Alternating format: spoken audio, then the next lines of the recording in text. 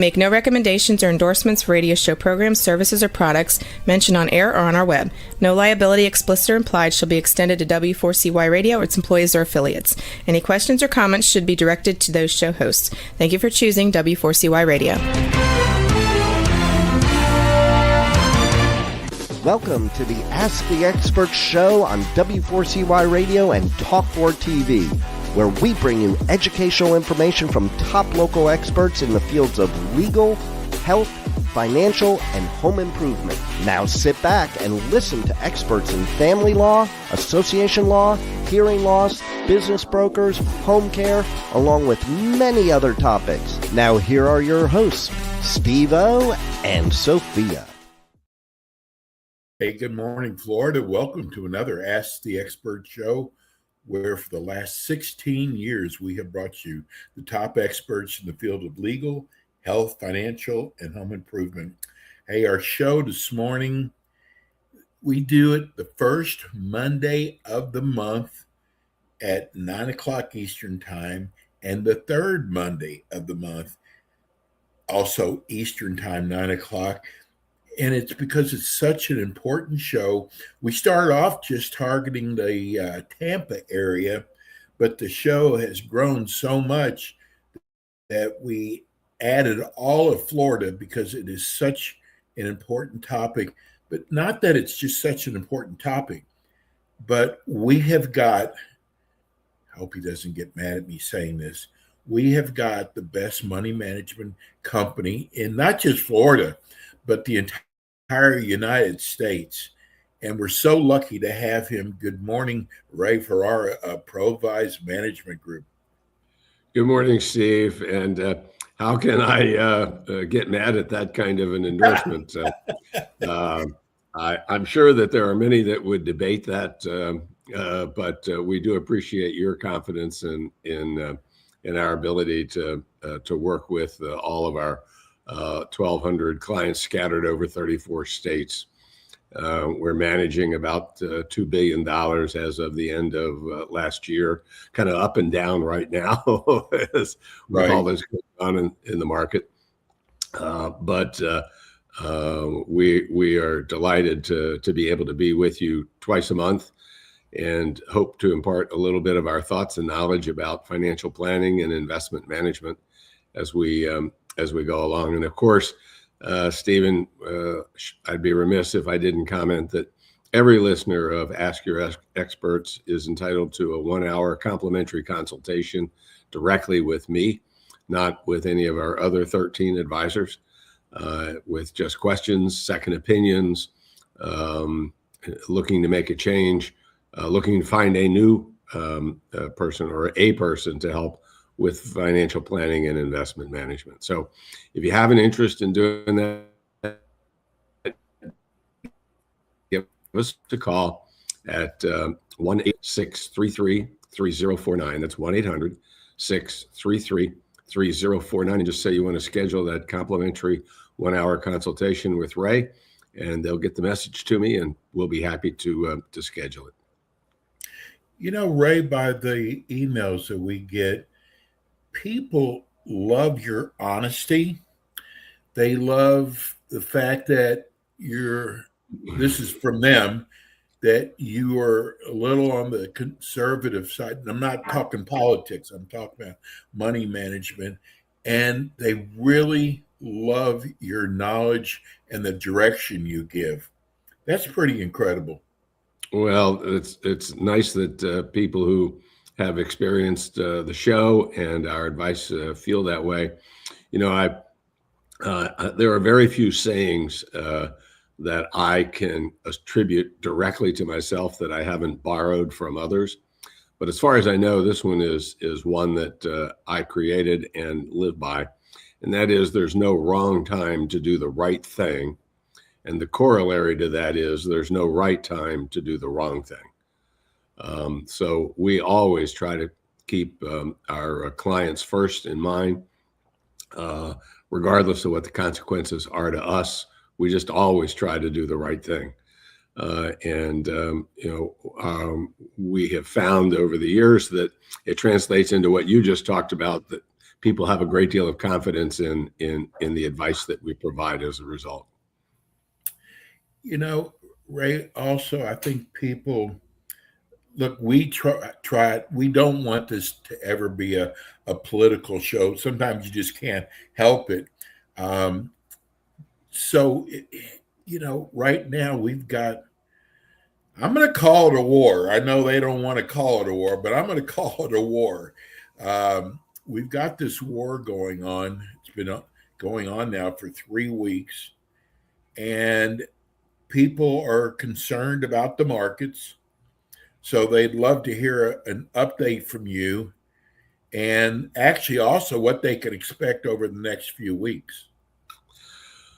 Well, we are entering the third week of the conflict as of last Saturday, and no one has expected that this was going to be done in days, and it may not be done in months. I know that that the president and his advisors would like to think it's going to be done in a few more weeks. And perhaps it will be, and certainly for all involved, we hope that it is. But it's entirely possible that it could last well past that. This is not a Venezuela. This is not where we went in and kidnapped the president there, and then helped the other internal folks to see the light, if you will. This is a very different experience. Has clearly been the queen bee of the terrorist movement over many years, and as the administration would describe it, they were trying to cut off the head of the snake, and probably from a military standpoint, they are well on their way to accomplishing that goal. But there's always the what's next, and yes, what happens after that. And I'm talking about these things and getting to answer your question. We have not seen the new Ayatollah since he was elected. His father did not want him to succeed him as the next Ayatollah. We don't know if he's injured. We don't know if he's incapacitated. We don't know.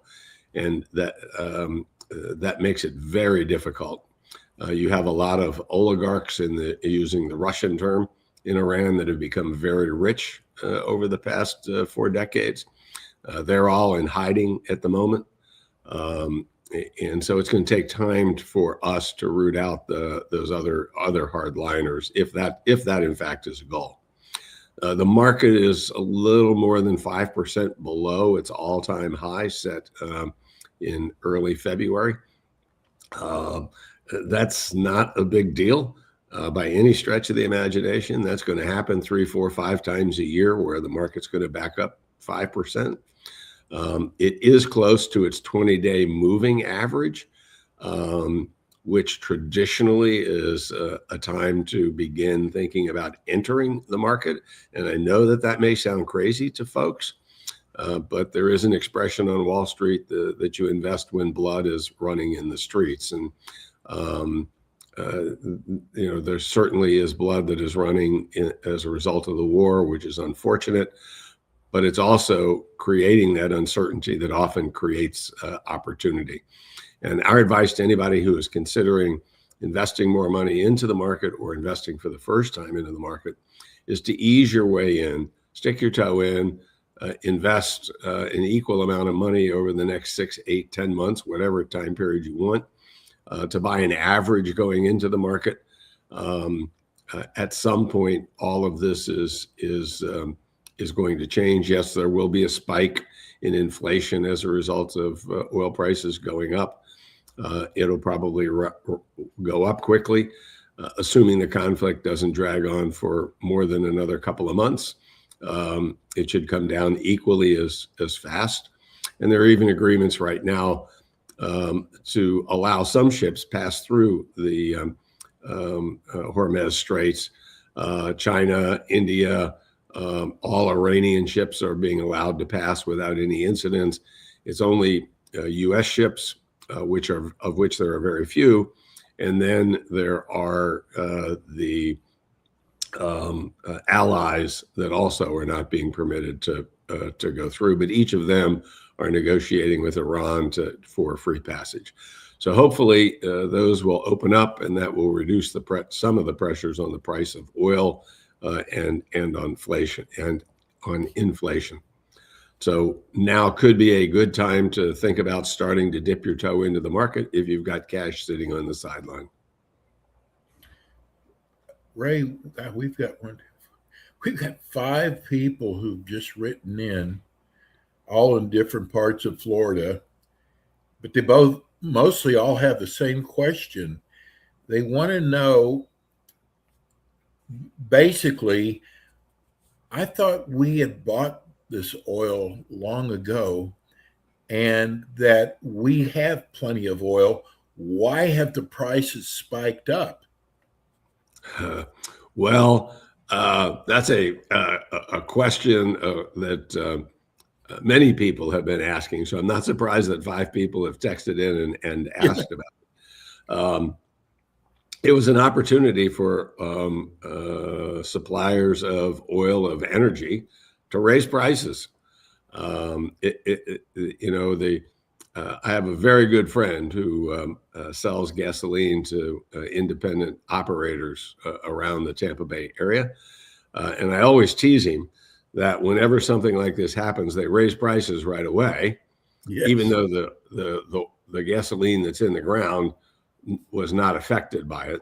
And then when the crisis is over, they're very slow to bring prices back down. Oh, is that the truth? One can argue that that's being a vulture. Others could say, well, that's capitalism at its finest, and probably somewhere in between is the truth.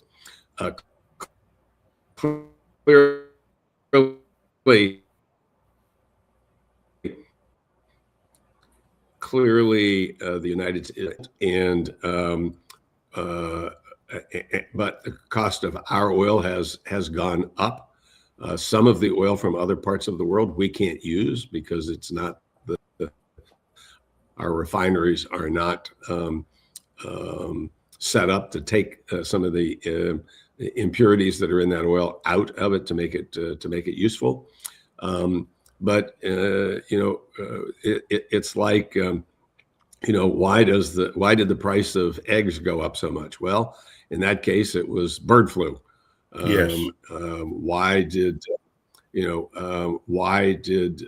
oil, or why is oil going up? It's the uncertainty of war. How long is it going to last? It's supply and demand. The demand doesn't go away, but the supply shrinks, and that's going to always drive prices up over a short period of time. But also, I would say to you that if the war ended tomorrow, Stephen, the price of oil is not going to dramatically fall the next day. It will take time for it to come down. Oil will not begin flowing immediately. It's going to take oil to come back online, and the natural gas, which is equally as important, along with fertilizer. So this is not something that's going to happen overnight. This is a question from Boca Martin. I really enjoy your show every month. I'm probably one of your loyal listeners. My question is, and I hope this is not a dumb question, if it becomes that we get boots on the ground, does that affect the markets? Martin, I can only guess, and I want to be careful about speculating. But if we have boots on the ground in Iran, and there's a lot of questions around that, considering that 2,500 Marines were sent to the Middle East, yes, the past few days, although they're equally trained not only in fighting but in guarding U.S. interests around the world. But if we have boots on the ground, I can't imagine a scenario that wouldn't complicate life dramatically. I would hope, and again, Stephen, as you said, want to be careful not to get into politics, but I would hope that we don't make the mistake of putting boots on the ground in Iran or any place else in the world. There's no reason for the women and men of our armed forces to be in harm's way in that way at this particular time. Could there be an expeditionary force that goes in to perhaps capture or kill certain leaders? Yeah, maybe that might happen, but even that, I think, would really cause some consternation within the market. So let's hope that doesn't happen. I got to get this question in. This is from Cheryl. Cheryl's in Delray Beach. She said, I'm enjoying your show. She said, I am really worried about the war going on right now. Do you think, Ray, that the president makes decisions based on the stock market? Oh my gosh, Cheryl, I would hope not. No matter whether you're a Trump supporter or not, whether you're leaning to the left or to the right, I hope that the president, always the president, regardless of who's sitting in the White House, that makes the right decision for the United States and not for the stock market or for any other individuals. And I know in our world and our society today, we all have a great deal of skepticism about some of our leaders and those present and past. But I just hope that that they will always be making the right decision. I hearken back, Stephen, with I grew up as a kid with President Kennedy. I was 13, 14 years old when he was elected. And the night on inauguration night, he walked after about 2:00 in the morning. He walked into the Oval Office for the first time, and Ken O'Donnell, who was his chief of staff, came in and said, "Well, Mr. President," he said, "what do you think of your new office?" And Kennedy looked at him and he said, "Kenny, you and I grew up together in politics. We've been friends for a long time. You don't have to call me Mr. President. I'm still Jack." And O'Donnell looked at him and he said, "Well, Mr. President, this isn't about you. It's about the office."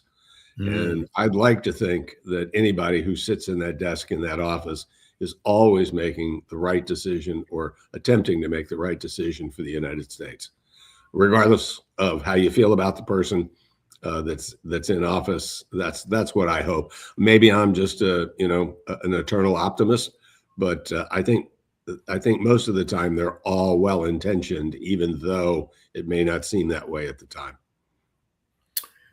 So again, I'm amazing. So many questions about the war. I didn't know, Ray, that the feds are meeting this week. Yep. So what do you anticipate they're going to do given the war and the high inflation than they would like? And do you think that, are they going to either lower or raise the rates? So the Fed is meeting tomorrow and Wednesday, and so we'll get a press conference Wednesday afternoon to find out their decision. So taking into effect one of Covey's 7 habits of effective people, begin with the end in mind. We do not anticipate a change in the interest rate. Okay. Right now, there is a yin and a yang that's going on within our economy. And thus, it's creating confusion over the dual mandate that the Fed has. On the one hand, it needs to battle inflation. And in order to battle inflation, you raise interest rates, making it more expensive to do business. And that slows down the economy and trying to avoid a recession and layoffs, et cetera. On the other side of the mandate is full employment, defined as something around 3.5% to 4% unemployment. And clearly, the past 12 months, and some would argue even longer, the numbers of new hires is down dramatically post-COVID. And in fact, the unemployment rates ticked up a little bit the last couple of months. So how do you stimulate the economy? You lower interest rates. So how can you raise them to fight inflation and at the same time lower them to decrease the cost of doing business, thus encouraging people to hire more folks? We think they'll stay pat. We've said that consistently, that we thought maybe there would be one interest rate decrease that could occur at their May meeting, at Powell's last meeting. It does not at the present time look like that's going to happen, although we still think that there is that possibility. And the dot plots from the Fed say that there will be 2 more rate cuts after June. So at this meeting, just say that with everything going on in the world, and the economy seems to be moving in a positive direction, that they see no reason to make a change in interest rates at this time. Clearly, we'll have more information in May about the Iranian war, and that may change things over the next 6 weeks, but we're going to have to wait and see. But we expect no change in interest rates at this meeting. I want to remind everybody you're on with us the first and third Monday of the month, always at 9:00 Eastern time. And Ray, how can people reach you? So the best way to reach us is either to send an email to info at Provise, and that's PROVISE.com. So info at Provise.com, or simply give us a call at 800-633-3049. That's 800-633-3049. You can just sign up for our biweekly newsletter that we call the Provise Perspectives. You're entitled to a complimentary 1-hour consultation with me. And so either of those 2 ways. And if you need to know more about us first, simply go to provise.com, PROVISE. Kind of browse our site and take a look and see if you like or don't like. And if you do like, please give me a call and take advantage of that complimentary 1-hour consultation. Hey, how could you not like Ray Farrar and Provise? Ray, thank you so much. I can't wait for next month, first Monday of the month, 9:00 Eastern time. No telling where we'll be at that time. So we'll see you then. Thank you so much, Ray. Take care, Stephen, and have a wonderful week. God bless. That's Ray Farrar at Provise. We're going to go to a break. When we come back, we've got more Ask the Experts. Thanks for tuning in today to the Ask the Experts show on W4CY Radio and Talk4 TV. Tune in next week and every week to hear more from our experts on personal injury, insurance, air condition repairs, estate planning, Medicare, and many other topics in the areas of legal, health, financial, and home improvement. See you next week.